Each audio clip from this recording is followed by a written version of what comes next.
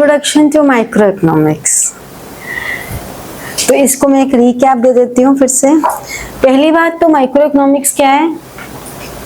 Economics of small variables, single variables like a consumer, a firm and industry. तो इसीलिए because it deals with micro level small units, that's why it is called microeconomics. Individual variables, individual, micro,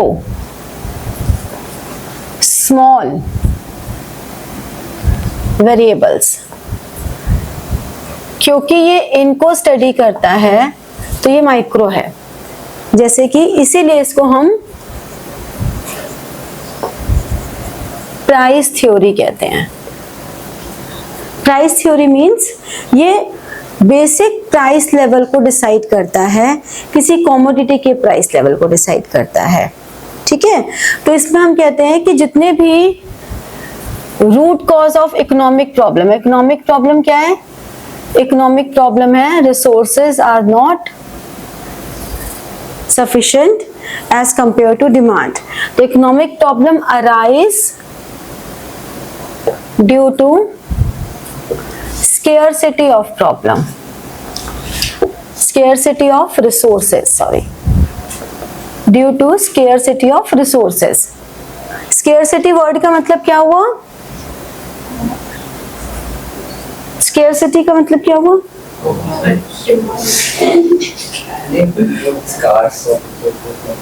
limited resources। हाँ, demand of resources is more than supply। उनकी supply कम है, उनकी demand ज्यादा है, इसीलिए हम कहते हैं स्केर्सिटी ऑफ रिसोर्सेज। ठीक है, अब human wants are unlimited, human wants तो अनलिमिटेड है और रिसोर्सेज जो हैं आर लिमिटेड हैं, रिसोर्सेज लिमिटेड हैं। फिर मल्टीपल यूजेस ऑफ रिसोर्सेज हैं, जितने भी रिसोर्सेज हैं उनके मल्टीपल यूजेस हैं और इसीलिए प्रॉब्लम ऑफ चॉइस अराइज हो रही है। प्रॉब्लम ऑफ चॉइस इसीलिए है क्योंकि हमें ये सारी चीजें आ रही हैं। तो हमें कहते हैं कि स्केर्सिटी क्यों आ रही है? क्योंकि रिसोर्सेज कम हैं। अब क्योंकि स्केर्सिटी है तो प्रॉब्लम ऑफ चॉइस अराइज हो रही है, प्रॉब्लम ऑफ चॉइस है इसीलिए इकोनॉमिक प्रॉब्लम है। तो ये सब आपस में रिलेटेड है। ठीक है ना, ये समझ में आई बातें कि क्या होती हैं। फिर हम कहते हैं कि किसी भी इकोनॉमी की जो सेंट्रल प्रॉब्लम्स होती हैं, सेंट्रल प्रॉब्लम्स क्या है कि जो भी अवेलेबल रिसोर्सेज हैं उनको कैसे एलोकेट करें, एलोकेशन ऑफ रिसोर्सेज, जितने भी अवेलेबल रिसोर्सेज हैं उनको एलोकेट कैसे करें। फिर एलोकेट तो कर लिया, फिर फुलर यूटिलाइजेशन कैसे करें। फुलर यूटिलाइजेशन का मतलब है कि हम उनको ऑप्टिमम यूटिलाइज करें, यानी कि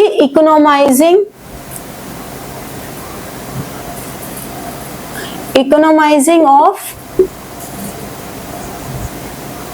रिसोर्सेज, रिसोर्सेज को इकोनोमाइज करें, रिसोर्सेज को फुली यूटिलाइज करें। और फिर उसके बाद हम कहते हैं ग्रोथ, क्योंकि हम तो यूज कर लेंगे, हम तो यूज कर लेंगे रिसोर्सेज को, लेकिन फिर हमारी फ्यूचर जनरेशन का क्या? हमें उनके लिए भी तो रिसोर्सेज संभाल के रखने हैं। That is called growth of resources. ठीक है, तो एलोकेशन ऑफ रिसोर्सेज में हमारे पास है व्हाट टू प्रोड्यूस, हमारे सिलेबस में यही है। इसीलिए जब भी आपसे सेंट्रल प्रॉब्लम्स पूछी जाती हैं तो आप ये तीन ही लिखते हो, what to produce, how to produce and for whom to produce. What to produce means what item should be produced. There is a choice between civil goods and war goods, capital goods and consumer goods. हमें अपने resources को allocate करना है तो हमें देखना है कि हमें प्राइमरी एजुकेशन पे, बेसिक एजुकेशन पे करना है या टेक्निकल एजुकेशन पे करना है, हमें यूथ एम्पावरमेंट पे करना है या हमें हेल्थ केयर पे करना है, हमें एजुकेशन पे करना है. मीन्स रिसोर्सेज लिमिटेड हैं. Out of those resources where we want to put our resources, that is what to produce and how much quantity. फिर दूसरी प्रॉब्लम आती है how to produce. The problem of choice of technique of production, कि हम which technique we are following. Like there is capital intensive technique when more capital is used as compared to labor. Labor intensive technique when more labor is used as compared to capital. हम ये नहीं कह सकते कि labor intensive अच्छी है. हमारी जैसे इकोनॉमी में जहाँ इतनी पॉपुलेशन है, labor intensive is good. But if we follow labor intensive, हम टेक्नोलॉजी से डिप्राइव्ड हो जाएंगे. अब हम टेक्नोलॉजी को लेंगे तो अनएम्प्लॉयमेंट की प्रॉब्लम आ जाएगी. तो हमें दोनों को एक बैलेंस बना के लेना है. तो जब भी आपसे पूछा जाए how, what is the guiding principal for solving these problems, तो व्हाट टू प्रोड्यूस के लिए गाइडिंग प्रिंसिपल क्या है? Proper allocation of resources in an efficient manner so that adequate resources should be utilized for available things. जबकि how to produce में a balance, a combination of both the techniques should be utilized so that resources could be optimally utilized. Third is for whom to produce. इसे हम कहते हैं problem of distribution of national disposable income. National disposable income मतलब income which is available for spending. तो जितनी भी total available income है spending की, वो different factors of production among different factors of production, मतलब land, labour, capital and entrepreneurship, जो total हमारी नेशनल इनकम है which is available for spending, how it is divided among all factors of production. क्योंकि जिसके पास purchasing power होगी उसके लिए तो प्रोड्यूस करेंगे, यानी कि rich and poor. But it does not mean कि those who don't have purchasing power उनके लिए हम प्रोडक्शन करें ही ना, उनके लिए भी करना है. तो what is the guiding principal? That all resources should be used in such a manner that resources should be applicable for those who have purchasing power as well as for social welfare also. ऐसा नहीं होना चाहिए कि हम सिर्फ purchasing power पे दे रहे हैं, सोशल वेलफेयर का भी हमें ध्यान रखना जरूरी है. ठीक है, तो इस तरह से ये हमारे 3 सेंट्रल प्रॉब्लम्स आ जाती हैं. अब इन सेंट्रल प्रॉब्लम्स को हम सॉल्व कैसे करते हैं, उसके लिए हमारे पास एक कॉन्सेप्ट आता है प्रोडक्शन पॉसिबिलिटी कर्व. ठीक है, ये एक बार फिर से नोट डाउन कर लो. अब नेक्स्ट हमारे पास टॉपिक आता है PPC. PPC is production possibility curve. इसे हम प्रोडक्शन पॉसिबिलिटी कर्व भी कह देते हैं, इसे हम प्रोडक्शन पॉसिबिलिटी फ्रंटियर भी कह देते हैं. इसका एक और ऑल्टरनेटिव नेम है ट्रांसफॉर्मेशन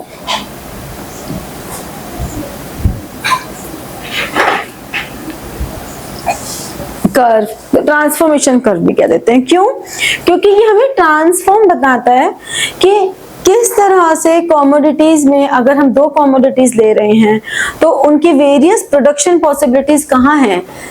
ऐसे combinations, those combinations which shows efficient utilization of all available resources. So various possibilities. तो कर्व है तो हम कहेंगे locus of all the possibilities of production of two commodities where all the resources available in an economy are fully utilized. ठीक है, ये हमारा production possibility curve की डेफिनेशन हो गई। अब हम क्या कहते हैं, ये प्रोडक्शन पॉसिबिलिटी कर्व है। यहां पर हमने कहा गुड y, यहाँ पर गुड x, कुछ भी ले सकते हैं हम। यहाँ पे कंज्यूमर गुड्स भी ले सकते हैं और यहाँ पे कैपिटल गुड्स भी ले सकते हैं, कुछ भी ले सकते हैं। व्हीट एंड राइस भी ले सकते हैं, civilian goods and war time goods भी ले सकते हैं, व्हाटएवर। हम क्या कह रहे हैं कि अगर सारे रिसोर्सेज हमने यहाँ लगा दिए, कैपिटल गुड्स पे लगा दिए, तो ये ए पॉइंट है, इतनी क्वांटिटी प्रोड्यूस करेंगे। सारे रिसोर्सेज अगर हमने कंज्यूमर गुड्स की प्रोडक्शन में लगा दिए तो ओ बी करेंगे। तो when all resources used for producing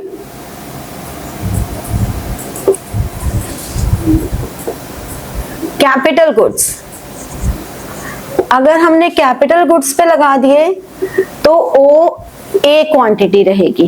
कभी भी ए नहीं लिखोगे, ओ ए इज द टोटल क्वांटिटी। अगर हमने कंज्यूमर गुड्स पे लगा दिए तो कितनी क्वांटिटी होगी, ओ बी होगी, ओ बी क्वांटिटी होगी।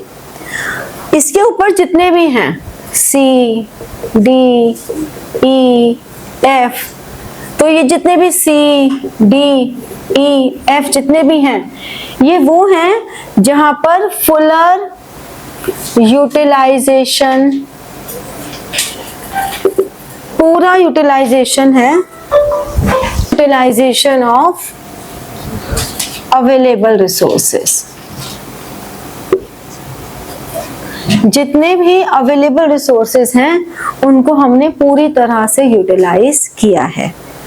अगर हम इसके अंदर के किसी पॉइंट पर हैं, मतलब ये हमारे पास हो गया ऑन द पीपीसी। अब अगर हम बिलो द पीपीसी की बात करें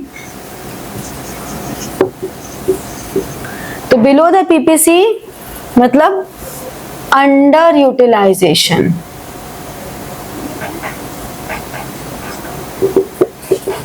ऑफ रिसोर्सेस, यानी कि पॉइंट जी। अगर हम इसकी बात करें अबव द पीपीसी तो हम क्या कहेंगे, अनअटेनेबल। अनअटेनेबल का मतलब क्या हुआ, पॉइंट एच, क्योंकि हमारे तो रिसोर्सेज यहीं पे पूरी तरह यूटिलाइज हो गए, तो इसके आगे जाने का कोई पॉइंट ही नहीं बनता। ठीक है ना। अब हम क्या कहते हैं, this is always downward from left to right. क्यों है वो downward from left to right, because one commodity is sacrificed. एक तो सैक्रिफाइस करनी ही पड़ेगी ना for producing another.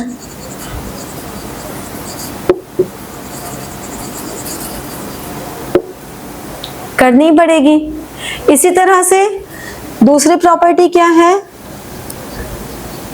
Concave to the origin. Concave to the origin क्यों है, ड्यू टू डिमिनिशिंग नहीं इंक्रीजिंग। ये देखो एक एक बढ़ाओगे ना, पहले हमें इतना सा करना पड़ा, फिर हमें इतना, फिर हमें ज्यादा, फिर हमें और ज्यादा, तो इंक्रीजिंग मार्जिनल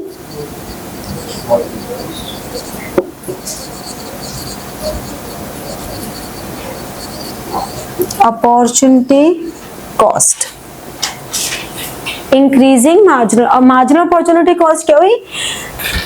जब हम कोई एक by increasing production of one unit only, how much is to be foregone, यानी कि ये जो इंक्रीजिंग अपॉर्चुनिटी कॉस्ट है, कितना तो हमारा लॉस है, लॉस ऑफ y और गेन ऑफ x। तो x का गेन तो हर बार 1 यूनिट है, लेकिन इसका जो सैक्रिफाइस है वो और तेजी से हो रहा है। तो क्योंकि opportunity cost is the cost of next best alternative, तो वो जो cost of next best alternative है उसमें हमने कहा कि एक एक्स्ट्रा एक एडिशनल यूनिट प्रोड्यूस करने के लिए जितना हमें फॉरगो करना पड़ रहा है, that is at increasing rate.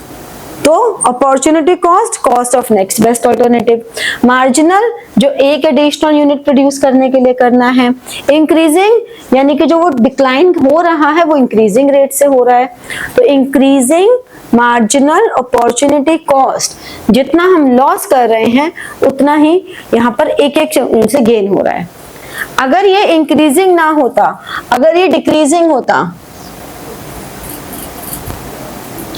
अगर ऐसा होता, जबकि हो नहीं सकता, this is not possible, but अगर डिक्रीजिंग होता मार्जिनल अपॉर्चुनिटी कॉस्ट, तो वो कन्वेक्स टू द ओरिजिन होता। अगर वो कांस्टेंट होता कि हर बार सिमिलर होगा, तो वो एक स्ट्रेट लाइन होता।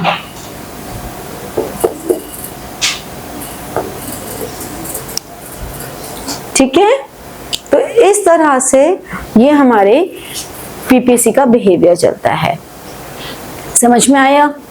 इसके बाद नेक्स्ट आता है कि पीपीसी में शिफ्ट्स होते हैं तो वो क्यों होते हैं, चेंजेस आते हैं तो क्यों आते हैं। ये नोट डाउन करो, फिर वो करते हैं। अब देखो होता क्या है, इकोनॉमी में टाइम टू टाइम ऐसा तो नहीं हो सकता कि कोई भी जो इकोनॉमी है वो हमेशा पीपीसी पे ही काम करे। क्या ये पॉसिबल है?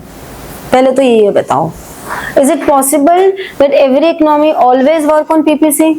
नहीं, कभी वो थोड़ा ऊपर जाने की भी कोशिश करेगी, कभी वो पूरे रिसोर्सेज यूटिलाइज भी नहीं करेगी। तो हम ये कह सकते हैं ऊपर तो जा नहीं सकती ऐसे। तो कोई भी इकोनॉमी हमेशा बिलो द पीपीसी काम करती है। लेकिन अगर किसी इकोनॉमी में रिसोर्सेज ग्रो कर गए, ग्रोथ ऑफ रिसोर्सेज हो गई, टेक्नोलॉजिकल अपग्रेडेशंस हो गए, तो क्या होगा? इन दैट केस हमारा पीपीसी कर्व पूरी तरह से शिफ्ट हो जाएगा। जैसे कि हम ये कहते हैं, यहां पर हमने लिए कंज्यूमर गुड्स,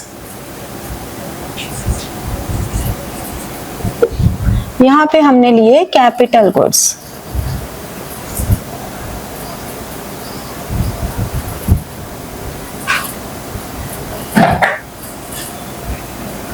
ये पीपीसी है। अब अगर हमारी इकोनॉमी में ग्रोथ ऑफ रिसोर्सेज हुआ कि रिसोर्सेज ये ग्रो कर गए, क्योंकि अभी तक तो हम पीपीसी के लिए ये मान के चल रहे थे कि there is no change in technology, there is no growth of resources, the price, the technique of production सब कांस्टेंट है। लेकिन अब हम क्या कह रहे हैं कि नहीं, हमारी इकोनॉमी में रिसोर्सेज ग्रो कर गए। तो अगर ग्रोथ ऑफ रिसोर्सेज है या टेक्निकल अपग्रेडेशन हो रहा है, तो क्या होगा? उससे हमारा पीपीसी राइटवर्ड शिफ्ट हो जाएगा। इन दोनों रीजन से राइटवर्ड, या हम कह सकते हैं अपवर्ड शिफ्ट हो जाएगा। ठीक है, ये अपवर्ड शिफ्ट हो गया। लेकिन अगर यानी कि ए बी अगर ये है तो ये A1 और B1, तो ये हमारा ए बी से A1 B1 पर आ गया। लेकिन अगर हमारा डेप्लीशन ऑफ रिसोर्सेज हो गया, डेप्लीशन ऑफ रिसोर्सेज है, या ऑब्सोलेंस ऑफ टेक्नोलॉजी हो गया, टेक्नोलॉजी एकदम से पुरानी हो गई,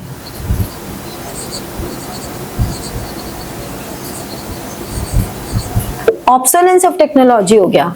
तो हमारा कर्व एकदम से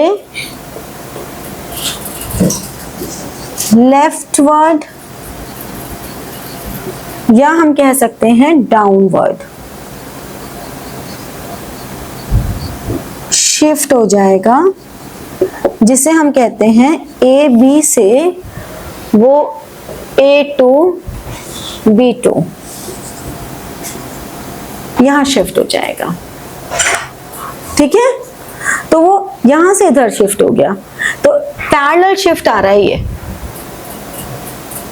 इसे हम कहते हैं शिफ्ट इन पीपीसी। अब अगर मान लो तुमसे बोला गया कि एक मैसिव अर्थक्वेक आया या कोविड आया, कोविड की सिचुएशन में लॉट ऑफ पीपल डाई, तो हम क्या कहेंगे कि हमारे रिसोर्सेज चले गए, हमारा डिप्लीशन ऑफ रिसोर्सेज हो गया। लेकिन अगर यह आया कि due to COVID lot of people lost their jobs, तो हमारा डिप्लीशन ऑफ रिसोर्सेज नहीं हुआ, रिसोर्सेज तो हैं, हम उन्हें यूटिलाइज नहीं कर रहे। यूटिलाइज नहीं कर रहे मतलब now we are working, our economy is working below the PPC. तो पीपीसी का शिफ्ट नहीं होगा उस केस में, सिर्फ इकोनॉमी का जो वर्किंग कंडीशन है वो अगर यहाँ पे ऑन द पीपीसी थी तो वो बिलो द पीपीसी आ जाएगा, अगर बिलो द पीपीसी वो यहाँ था, नियर बाय था, तो वो डिस्टेंस पर आ जाएगा। समझ रहे हो? मतलब अगर वो ऐसे था कि यहाँ काम कर रहा था, बिलो द पीपीसी था लेकिन नियर बाय था, तो हो सकता है अब वो यहाँ सिचुएशन आ जाए। क्यों? क्योंकि इतने सारे रिसोर्सेज हमारे अभी यूटिलाइज ही नहीं हो रहे हैं due to COVID, lot of people get unemployed. समझ रहे हो? तो रिसोर्सेज हैं और यूटिलाइज नहीं हो रहे, तो हम कहेंगे इनसाइड द पीपीसी काम कर रही है इकोनॉमी। लेकिन अगर रिसोर्सेज खत्म ही हो गए तो हम कहेंगे डिप्लीशन ऑफ रिसोर्सेज है, पीपीसी शिफ्ट हो जाएगा। तो इसे हम कहते हैं शिफ्ट इन पीपीसी। अगर हमारा यही पीपीसी है, पहले हम ए पे काम कर रहे थे, अब हम बी पर आ गए, अब हम सी पर आ गए, या पहले सी पे थे उससे बी पे गए, उससे ए पे गए, यानी कि ऑन द पीपीसी हम चूज कर रहे हैं कि कभी हम थोड़ी ज्यादा कंज्यूमर गुड्स ले रहे हैं, कभी हम थोड़ी ज्यादा कैपिटल गुड्स ले रहे हैं। तो we are switching off our priorities. मान लो अभी वॉर का टाइम चल रहा था तो हम वॉर टाइम गुड्स ले रहे हैं, लेकिन जब वॉर नहीं है तो हम सिविलियन गुड्स पर आ गए, राइट? तो जब ऐसा होता है तो हम कहते हैं मूवमेंट ऑन पीपीसी। ठीक है, लेकिन अगर कुछ ऐसा हो कि ये है सिर्फ कंज्यूमर गुड्स की टेक्नोलॉजी में चेंजेस आ रहे हैं, या उसकी टेक्नोलॉजी हमारी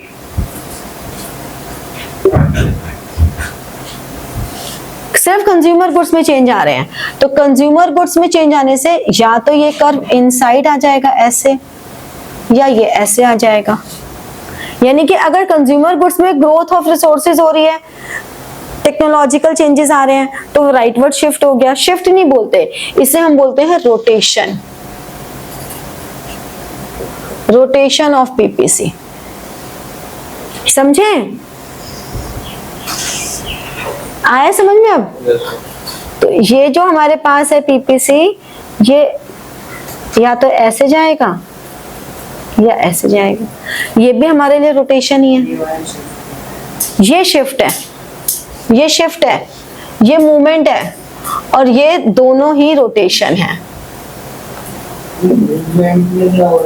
मूवमेंट में तो वो उसी पीपीसी पर है, पहले वो यहाँ पे कंज्यूमर गुड्स ज्यादा ले रहे थे, प्रोड्यूस कर रहे थे, और कैपिटल गुड्स कम ले रहे थे, यहाँ पे काम कर रहे थे। फिर उन्होंने कहा नहीं नहीं अब हमें कैपिटल गुड्स ज्यादा प्रोड्यूस करने, तो उन्होंने कैपिटल गुड्स कर दी, कॉम्बिनेशन चेंज कर दिया, just with the same level, everything is same, combination में चेंज आ गया। तो इसे हम क्या कहते हैं? इसे हम कहते हैं रोटेशन। ये कंज्यूमर गुड्स हैं और ये कैपिटल गुड्स हैं। तो कोई भी इकोनॉमिक जो हमारे सेंट्रल प्रॉब्लम्स हैं उनको हम पीपीसी के थ्रू सॉल्व कर सकते हैं। कैसे सॉल्व कर सकते हैं? कि अगर हमें व्हाट टू प्रोड्यूस लेना है तो दोनों एक्सिस पे हमने एक पे ले लिया कंज्यूमर, एक पे ले लिया कैपिटल। अगर हमें हाउ टू प्रोड्यूस सॉल्व करनी है तो एक एक्सिस पे ले लिया लेबर इंटेंसिव, दूसरे पे ले लिया कैपिटल इंटेंसिव। अगर फॉर होम टू प्रोड्यूस करनी है, एक पे ले लिया रिच, एक पे ले लिया पुअर, और फिर उसमें हमने कॉम्बिनेशन चूज कर लिया। यहां पर हमने ये रोटेशन कर ली। समझ में आया? तो ये पूरा तुम्हारा इंट्रोडक्शन टू माइक्रो इकोनॉमिक्स था। आप एक बार इस चैप्टर को पढ़ो फिर से, क्वेश्चन आंसर्स इसके देखो कैसे करने हैं, मुझे लिख के दिखाओ तो मैं आपको बता दूंगी कि आंसर्स की फ्रेमिंग कैसे होती है। कोई भी आंसर की फ्रेमिंग में हमेशा कोई आंसर डायग्राम से डायरेक्ट स्टार्ट नहीं होता। Never start any answer with diagram और टेबल। आपसे कुछ भी कॉन्सेप्ट मांगा गया है, आप उसकी पहले डेफिनेशन लिखेंगे, फिर लिखेंगे एक्सप्लेनेशन थ्रू टेबल और शेड्यूल, एक्सप्लेनेशन थ्रू डायग्राम, फिर उनको बनाएंगे टेबल को, शेड्यूल को, डायग्राम को, फिर उनको एक्सप्लेन करेंगे और फिर लास्ट में कंक्लूजन आएगा। ठीक है? कभी भी ये नहीं कि डायरेक्ट आपने टेबल बना दी, ऐसे नहीं करोगे। कभी भी न्यूमेरिकल क्वेश्चंस आते हैं तो जो फॉर्मूले आप यूज कर रहे हो न्यूमेरिकल्स को सॉल्व करने में, वो न्यूमेरिकल्स का फॉर्मूले जरूर लिखोगे। कोई भी, जैसे मान लो आपने डायग्राम में लिखा, यहाँ पे वो जितने भी पॉइंट्स आपके डायग्राम में दिख रहे हैं, हर पॉइंट को आपने एक्सप्लेन करना है कि ये क्यों हो रहा है। अगर आप पीपीसी वर्ड को लिख रहे हो तो आपको बताना है स्टार्टिंग में कि पीपीसी है क्या। PPC is production possibility curve which means this. इस तरह से आंसर को प्रेजेंट करना है। ठीक है? चलो, तो like, share and press the bell button for getting your notifications and comment. ठीक है? Thank you.